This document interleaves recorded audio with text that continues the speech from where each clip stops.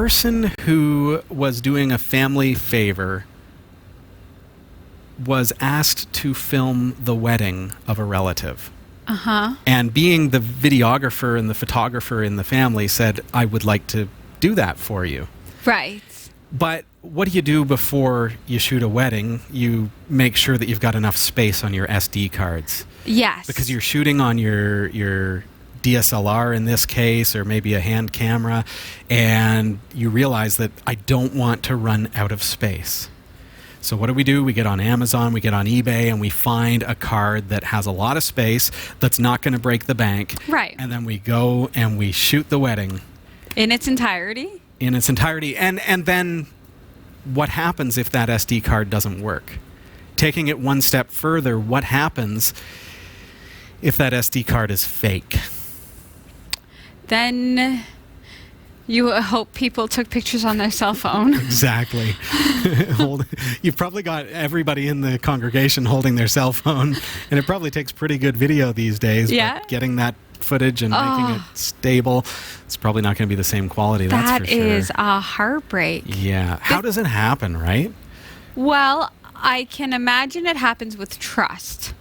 Right? It happens with trust and lack of experience. Like, I would just order an SD card. Because you see a great deal, and you know a great deal when you see one. Right. I just scroll through the comments, like the first 4 or 5, and I'm like, other people like this, I'll buy it. Yeah, okay. Yeah, so, like, and I'm telling the real truth about who I am, right? Like, I will impulse buy without asking you first. Okay. I should ask you. No, you don't need to ask me, but tonight we're going to look at some of the red flags that we can look for. Okay. In this particular scenario of buying an SD card, and of course it transcends a lot of different things. Now, taking your approach of looking at the first few comments and things like that, the first few reviews, looking at the star rating, the problem that we run into with that is that we get a lot of pop-up fly-by-night stores selling on eBay and selling on Amazon that have only been around for a couple of weeks, so there's red flag number 1. Right. But they get other people that are part of their scam to rate and comment on the products that they're selling. Right. Okay? So backing up a little bit, what is a fake micro SD card? So it's not that it's fake in that it's not actually an SD card. No, it is an SD card. But what they do is they'll print on it that it is a certain capacity, even though it is not. So in the case of our wedding videographer, they were shooting on a 256 gigabyte micro SD card. I'm going to bring up Amazon here, and I'm going to do just a quick search like you might do for a micro SD card in that capacity. So 256 gigabyte micro SD. And here on Amazon, so know that this is not about Amazon being untrustworthy. This is that we as consumers need to realize that when we're shopping online especially, we have to be the quality control in a lot of ways. So we have to watch for red flags. We have to be careful. And it's not Amazon's fault. It's not eBay's fault. This is the nature of the world that we live in, where sites like these allow other people to sell products through their service. Okay? Right. So in this case, unfortunately, it was fake. And I'm going to talk to you a little bit about that in just a moment. So first thing that we see is SanDisk comes up. And SanDisks are, in this capacity, 200 gigs is $69.50 Canadian. There's a 256 gig, which is what we're looking at. It's $105.61. Okay? So the first thing that we know is that the first couple that come up are in around the $100 range. Okay? If we keep going through the list, we're going to see that the cheapest one in that capacity, now here's a Samsung here for $117. And so we start to think, whoa, these are really expensive. So what other options are there? So let's sort from low to high price. And whoa! Lo and behold, ladies and gentlemen, a 256 gigabyte card for just $9.99 Canadian. Which, for those of you in America, that's about $3. Okay? So, red flag number 2. Not possible. Okay? So, just so you know, not possible. Let's look at this card itself. Looking at the picture of the card, we notice it's not Kingston, it's not SanDisk, it's not Transcend, it's not PNY. It's not any brand that we can recognize whatsoever. No. When this first went up, it had 4 or 5 stars. It's starting to go down as people start ordering it. Let's look at some of these reviews. And we can see that, okay, first one. I used this in my phone for the weekend, transferred files onto it, and then it corrupted everything. Think about that for just a second. Just hold that in the back of your mind. It worked fine. So you plug this in and it's working fine. Now for our videographer, they plugged it into their camera. And of course, like anybody would do, they shot a couple of videos around the house. They tested it. It's working great. Yes, I got a deal at $9.99 for a 256 gigabyte card. Right. Jumping back to the profile, let's see what else we can find about it here. So there's nothing really about the brand or what it is. If I highlight over top of the seller, we can see that they have a high rating, so that's good. Oh, this is compare offers. No, that's not the seller either. So that's not even the seller. So a little bit deceiving. A little bit deceiving, right? Because that is a different offer from a different seller. So looking at this, of course, we see it is extremely cheap. Mm-hmm. It looks like a legitimate card, and it does actually physically look like a legitimate card in person when you hold it in your hand. But we know that it's missing a couple of things. So another thing that we notice is that, okay, at this capacity, it doesn't have any markings that it's like UHS, ultra high speed, which it most likely would at this capacity, but certainly no brand name is offered. So my red flag, my biggest red flag with this one and why I would move on is that it's too good to be true. Okay? Right. So then we think, but I can buy this.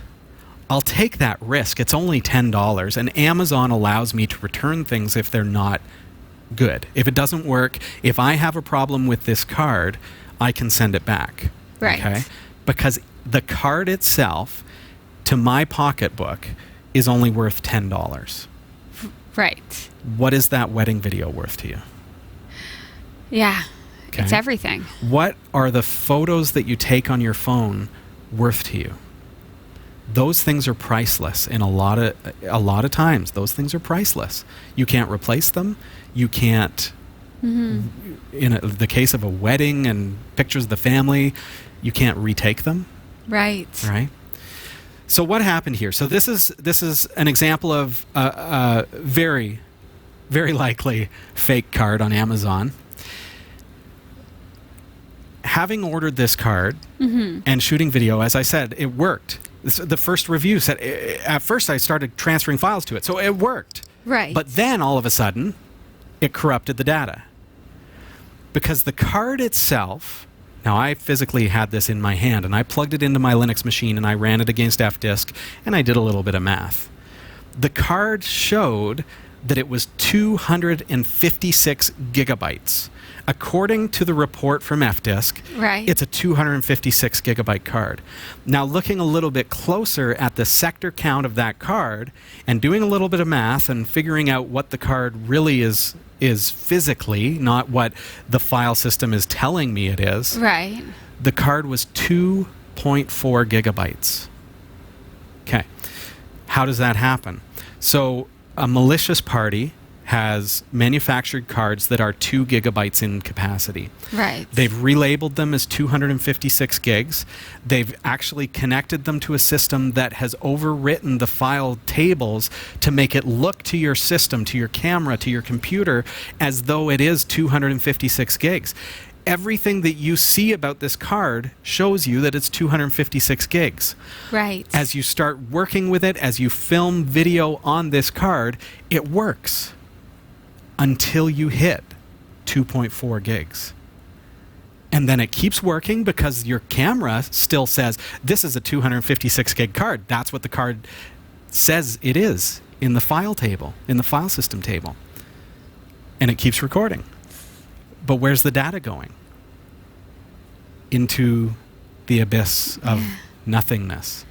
And so then, having shot all that video on this card, plugging it into the computer after the event and realizing I only have 2.4 gigabytes of video, and everything else is lost. The file system says that they're there because, remember, the file allocation table is only a reference. It's a list of all the files that are currently on the card.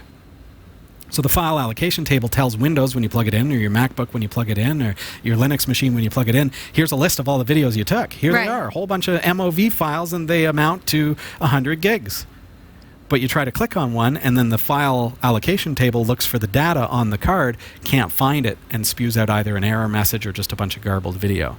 Because the data itself doesn't exist. Was anything salvageable? No. In this particular case, not at all. The test videos before the wedding were salvageable. Not what they're looking for. No. So we have to watch for red flags. Again, this isn't a problem caused by Amazon. No. It's the nature of purchasing from any vendor like think of Amazon. We've used the example. You use the example of calling them a mall. Right. You walk into the mall and you don't automatically trust every little kiosk in that mall just because they're in a mall that you trust. Because the kiosk is really the person who's selling this product, and did they even manufacture it? Who knows? The company that's selling it may think they've got a real great deal on 256 gig cards. Right. And then maybe they don't know any better. But the fact is, in this particular case, the cards were fake. And as you can see on my screen, a $10 256 gigabyte, not megabyte, gigabyte card is not a real SD card. So it's best to just spend more money and go with a brand you know and trust. Absolutely. Like Kingston. Yeah. Exactly like I said, look for the brand in this particular case, because we're looking at SD cards. Yeah, we're looking at Kingston. We're looking at SanDisk. We're looking at Samsung. And even then, they can be rebranded too. Right. So it's a danger. So, how do you possibly know if you're safe? It's like you got to buy from legitimate sellers. Watch out for that price, because if it seems too good to be true, maybe it is. And this isn't just SD cards, but this is a good example. We really need to be careful what we buy. We ran into it on the news. Right. There was was it a fire, a smoke detector, carbon monoxide monoxide detector? Yeah. Right? And, I mean, really, in truth, if you press the test button makes a noise, you think, oh, this thing works. Yeah. Because you wouldn't hold it up to something with carbon monoxide spewing out of it to see if it would go. And now you think you would, but who would? Yeah. Who has ever created a fandangled carbon monoxide box to hook up to the exhaust pipe of their car when they bought a new carbon monoxide detector? We don't do it. You press the test button, you see, okay, it's making a noise, you plug it into your wall, and Bob's your uncle, right? Except that. Unless they're fake. Exactly. Which was the case, again, on Amazon, exactly, on eBay, on various other sites that were selling that product. Yeah. So I hope that through this that you understand that we need to be smart consumers. We need to be careful where we're purchasing from, the products that we're buying.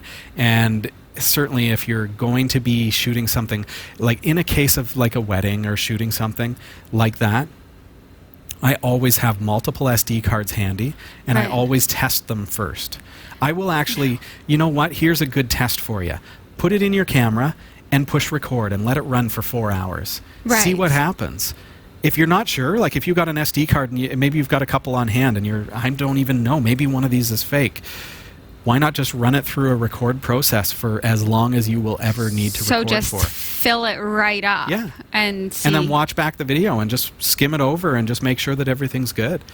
And then you'll know whether or not that card is good. And there are other, smart ways to test it using DDE and things like that, but not very intuitive from a user standpoint. So you know what? Plug it into your camera, press record, let it record for as long as it can hold, and then check it back and see before you actually need that card whether or not it's good.